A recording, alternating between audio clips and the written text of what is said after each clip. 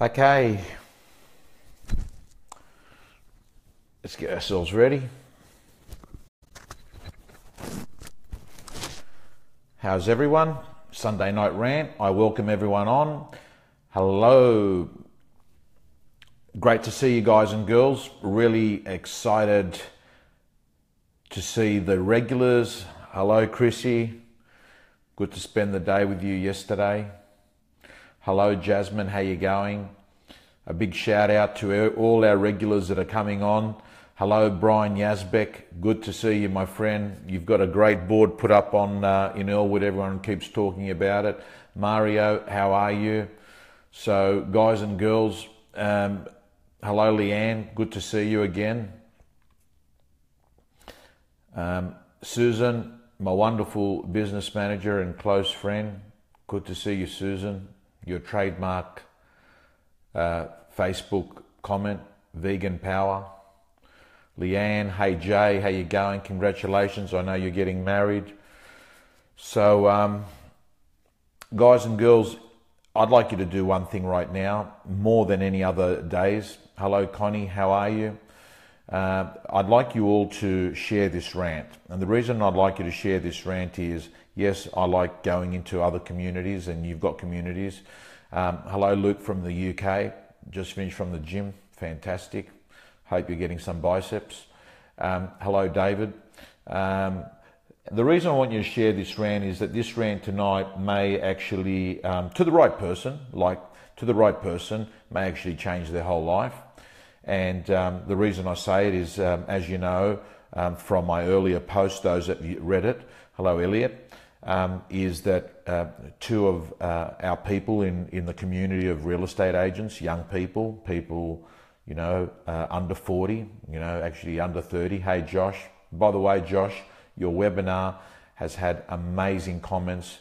Thank you so much for sharing your great knowledge on Insta, Facebook, LinkedIn. Hello, John. How you going? And those of you that are in the real estate gym, I suggest that you go in and you get all the templates in Josh Hart's section of the real estate gym and just copy what he has. So, gang, two real estate agents in the last week or so have committed suicide. One of them, I probably, you know, had met both of them, but one of them I definitely was aware of. And I would like anyone that's watching this to actually not post their names or ask people their names, because I've got a reasonably strong real estate community of people that watch this, and I think if respect for the family means that there's no need for us to actually be discussing names. It actually doesn't change anything. I'm sure those of you that have got strong reasons to have to find out whether it's funerals or what have you, there are ways that you can find that out that doesn't have to be on this thread. Respect their privacy, as Aaron says. But respecting their privacy doesn't mean that this topic shouldn't be discussed. It's a very important discussion, and the reason why is I'm going to tell you straight that in a world of Facebook lives, which, by the way, Facebook is fake lives, Instagram is fake fucking lives. When you actually think about some of the posts that you see, filtered six-packs, where you see people showing their affluence, what you're not seeing is what these people are like when they wake out of bed. So one of the first things I'll say is Facebook lives and real lives are not the same lives. That's the first thing. The second thing I'd like to let you know is that I'm not a medical expert, and I don't want anything that I'm saying here to be construed that this guy knows his shit, will follow his strategy. I'm not. I'm a hustler. I hustle media, I hustle training, I hustle auctions, I hustle everything, right? But I don't hustle people's mental health. So, and the next thing I want to make reference to is that, you know, it is, there is a chemical depression, a chemical anxiety, and I know that I have seen people with the simple prescription of taking certain drugs that they have a profound impact on their mental health. In fact, I can tell you there are plenty of people that work in sales, business, real estate, in the corporate world that I've met that take doses, and very small or medium doses on a regular basis of antidepressants or anti-anxiety drugs, and for them it is no difference to them taking some vitamin D or vitamin B. Okay. The next issue, why am I talking about this subject as well, is I want to let you know I have walked the path of pain. I want to let you know I have sat for a number of years at various times in chemo wards or stem cell transplant wards, watching my life fall apart in front of my eyes, and there's nothing I can do about it. I have felt the pain of being given dreadful diagnoses. So all I can say is that if there's someone that's watching this, I speak to you as someone that has walked that path.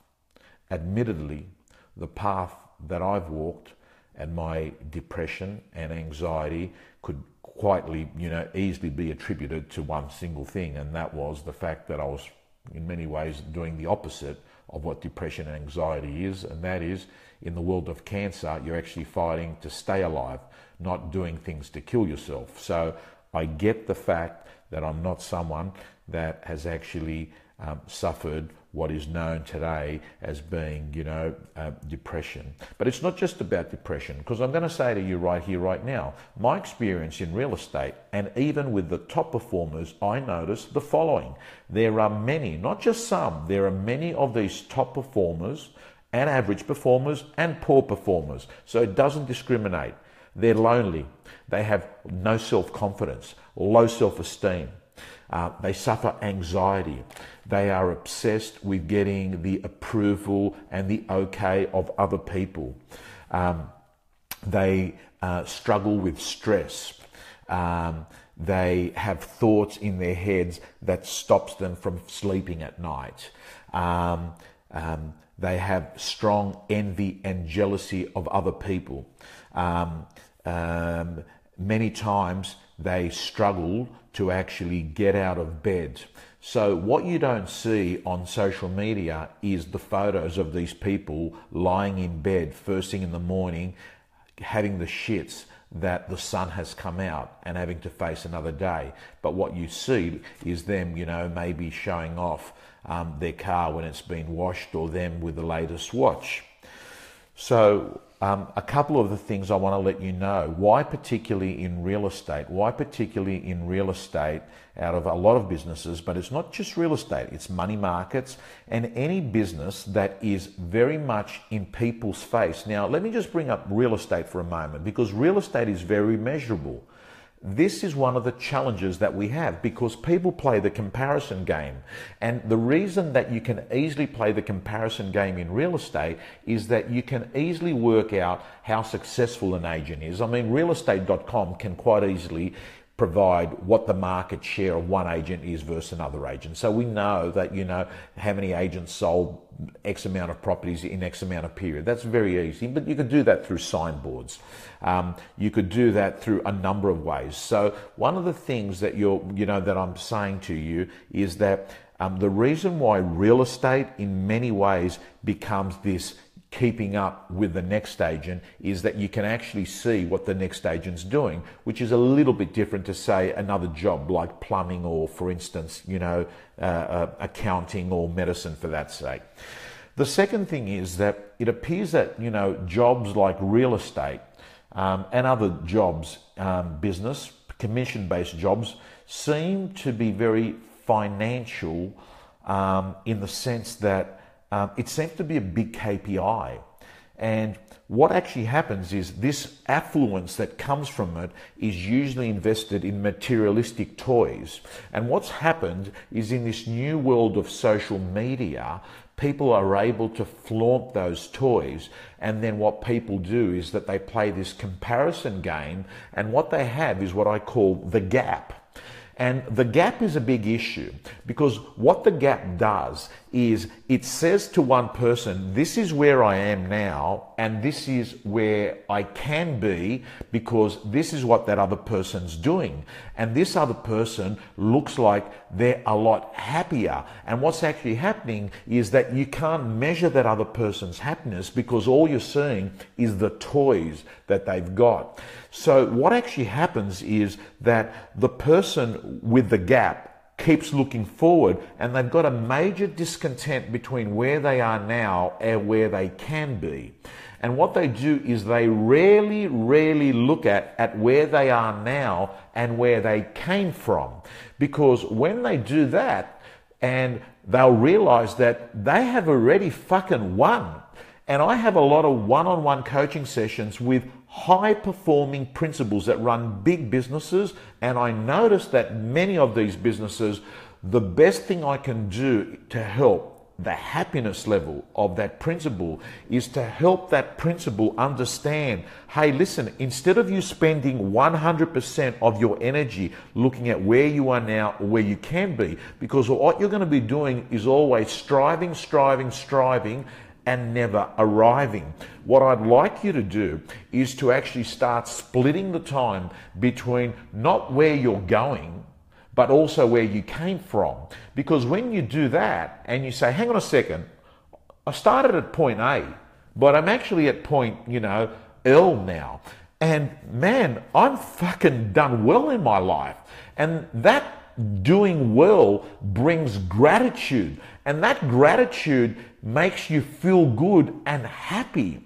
And what actually happens is that there's many people that are far more happier, and even though they don't have the materialistic possessions or the commercial success of other people, because what they've done is they've worked out it's not about being better than your neighbor. It's being better than you were yesterday.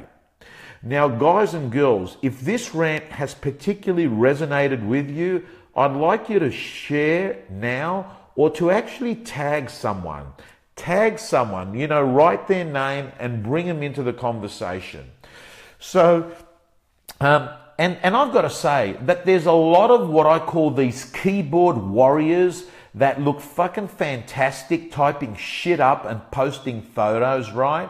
And that's what they are. They're keyboard warriors, right? Putting a filter on a six-pack and taking 1 hour to get the right shot on. And that is not the recipe for success. I'm telling you, listen to me now, guys and girls. There will always be someone that is got a better six-pack than you. There will always be someone better looking than you. There will be always someone that's driving a better car. There will be always someone that's got a bigger home, better apartment in a hotter suburb than you. There'll be people that are going to have their trophy wives or husbands.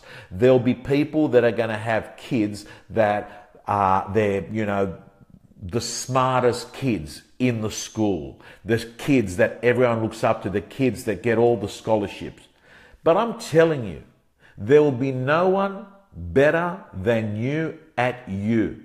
Think about that. No one can beat you at that. There is no better you than you. So flip the game and stop actually playing this comparison game, because I'm going to tell you, this comparison game is a major cause of unhappiness, stress, depression, anxiety, and low self-esteem for people. And the reason I say this is that what's actually happening is that, I'll give you an example. There are people now locked in mortgages that they can't afford. Why? Because they bought things that they didn't need or didn't want to impress other people that they didn't give a fuck about, and in the result is that they've ended up being stuck with an unhappy life because they played this comparison game. I'm going to repeat it. People buy things they don't need to impress people they don't give a fuck about, that they can't afford. So, guys and girls, I'm hoping as you're listening to me right here, right now, you're starting to think to yourself, let me be smart with my life. And listen to me right now. Things get better by choice, not by chance. Listen to me right now. Success is an inside job. Things get better when you get better. No one's going to come to the rescue. You can't outsource something on the outside to make you happy on the inside. I'm going to tell you right here, right now, your outer world is a reflection of your inner world, you know, and as you're listening to this, I'm hoping you understand that if you take the approach that you must take responsibility for your life, you're the problem and you're the solution. And when you accept that as the deal, that you're the problem and your solution, you can then begin to move forward and start making some better choices. So, gang, let me run through some strategies, by the way. Let me run through some strategies because for me, I'm solution focused in my life. I spend my time, if I've got a problem, I want to spend my time, most of that time, actually working out what the solution is, right? Participate in the solution, don't participate in the problem, right?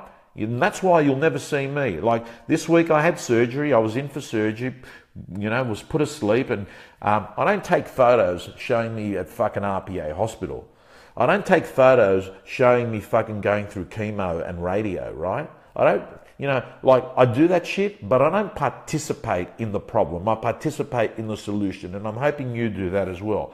So let me run through some strategies. And by the way, I'm going to share this story with you. I'll never forget it. I'm sitting at the Dendy Cafe in Newtown in between auctions about 2 years ago.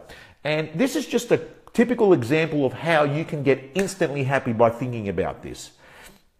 Two chicks walk in, okay? On the surface, right? On the surface.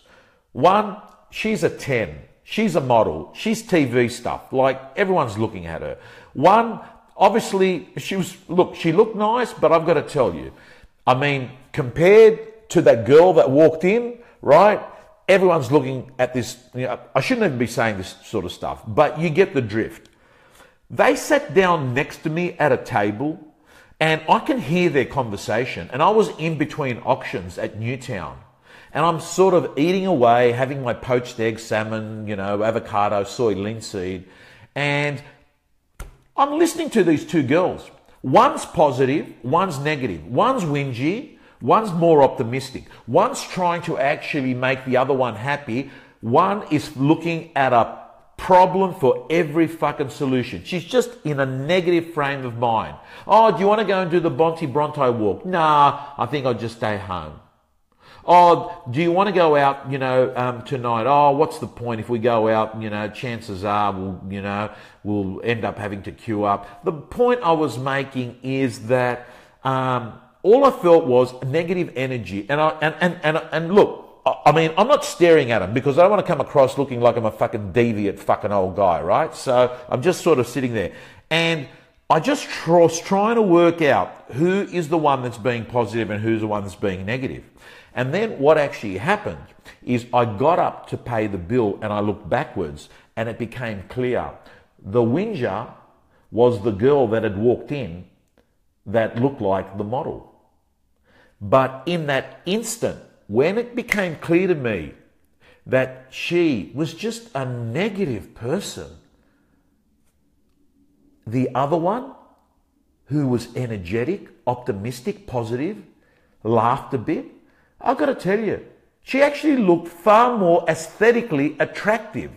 And in that instant, I worked out that the way that you look at someone changes by the energy they introduce themselves with you. And this is an important rule, guys and girls, because I'm going to tell you that attitude is not just some psychological thing. That attitude changes the way that you look to another person, right? It's about being your best you, right? And as time goes by, I look, you know, I know so many people that, you know, I would say on the surface, they looked attractive, but they just weren't so fucking happy in their lives, right? So I think to myself, I'm just digressing, but the point I'm making is never judge things by looking at the outside, you know. People, you know, like, and let me say, never judge people. I mean, I have this incredible ability to be having so much shit going on in my life, right? And to still fake a smile, hide my tear, and keeping my head up high. Darren, thank you so much for role-playing. I love you, brother. That was fantastic. The other day at Newcastle, he came up and role-played with me. Anyway, gang, let me move on to, you know, a couple of success strategies that have helped me in my life in times of darkness. The first thing I want you to understand is this, that things don't stay permanent. Darkness becomes light. Remember that. Winters become spring, and springs become summers. And even while you're tossing and turning at 3 o'clock in the middle of the night, in the silence where it's quiet, and you feel like you're the only person on the whole planet that has got this unique problem that no one ever has had in their life, and you wake up at 6, 7 o'clock and the sun is out, what has actually happened is you start to feel normal again. So rule number one, what I say to you is accept that your current situation, wherever it is not your final destination. You're only in a chapter in a book. Like, you might be going through a shit period now, but just understand, it's not the whole book. It's just a chapter in the book.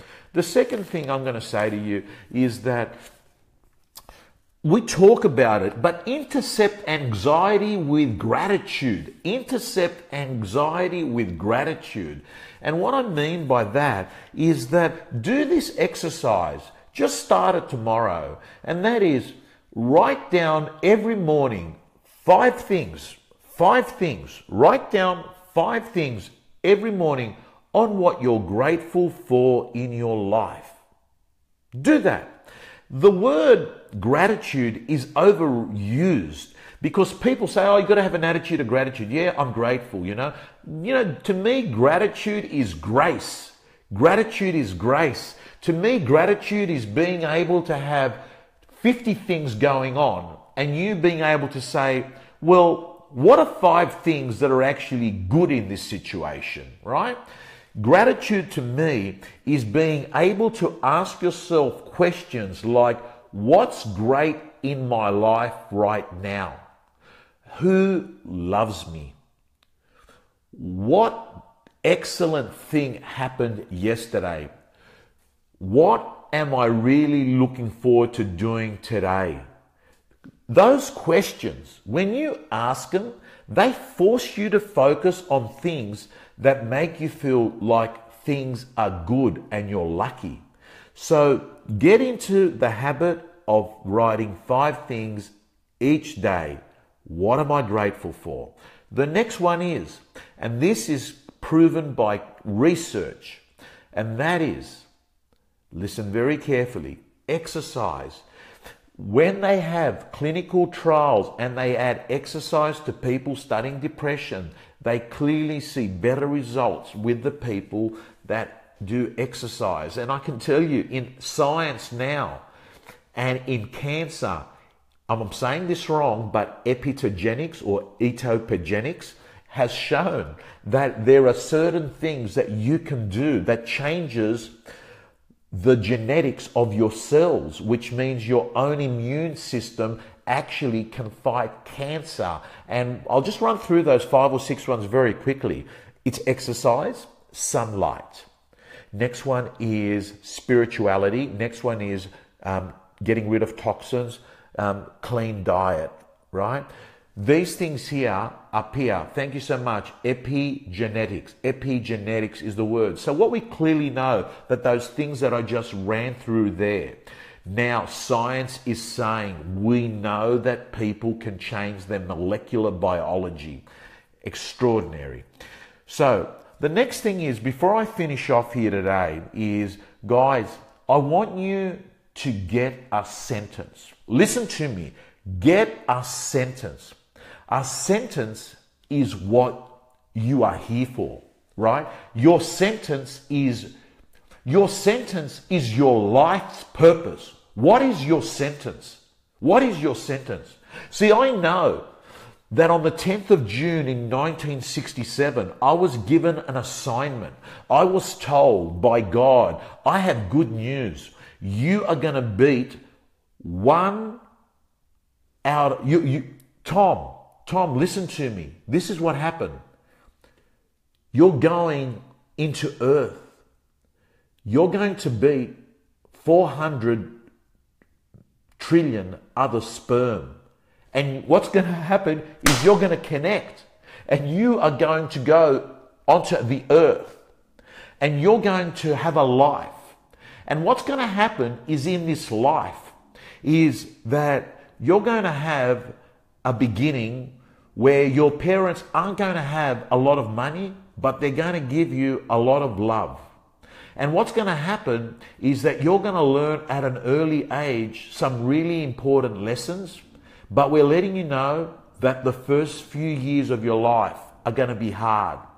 And then what's going to happen is you're going to fuck it up from the age of around 18 to 23. And what you're going to do is you're going to mix with wrong people and you're going to take substances and you're going to be going home at times that you should be waking up instead. And then what's going to happen is you're going to slowly find your way and you're going to find stuff that you're good at and you're going to, triple down on it and you're going to smash it at that. And then you're going to be able to prove to people that no matter where you start from in life, you can be a good guy and still win.